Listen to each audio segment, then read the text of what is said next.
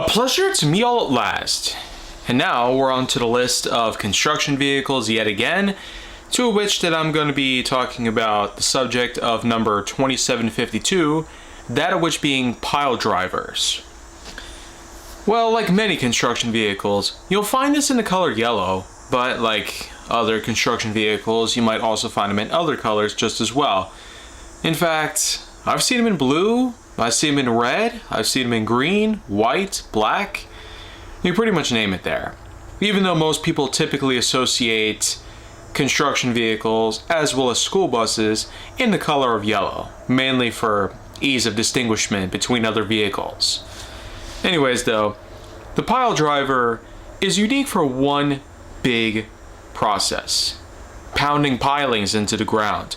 Essentially long iron rods that are buried deep into the ground, often as a means of anchoring buildings down. And pilings are seen as a critical point of the foundation.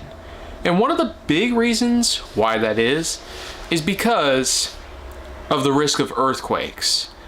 If you're ever familiar with the Pacific Northwest, California, Oregon, Washington, those states are quite possibly sitting on the fault line, which was dubbed the San Andreas Fault.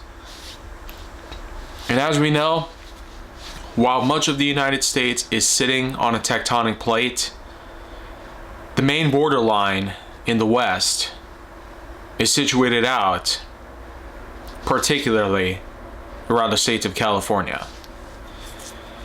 And for the most part, many people want to prevent earthquake-like disasters from occurring, including collapsing buildings, bridges, and etc.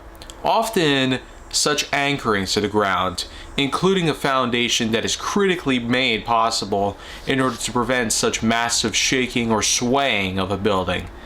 Most importantly, it helps keep it nice and sturdy in the event that trembling does occur, whether it be from a tremor or aftershock. Regardless of all that, pilings are made so that they can be thrusted into the ground via a giant hammer. Yeah, the hammer itself weighs a considerable amount of mass. The fact is that the pile driver and its large track does allow for the hammer to sit up high, and once it's secured into place, a piling can be pounded down via this giant hammer. It's a unique process, sometimes fun to watch, rather noisy to see or hear, but for the most part, it gets the job done. Like many other construction vehicles, some are made specifically for one particular purpose. And while we probably won't have construction vehicles that serve multiple purposes, unless somebody thinks of something in the industry, we can always thank the pile driver for helping create foundations sturdy enough in order to prevent massive natural disaster related consequences. Because that is, after all, the benefit of preparing for anything.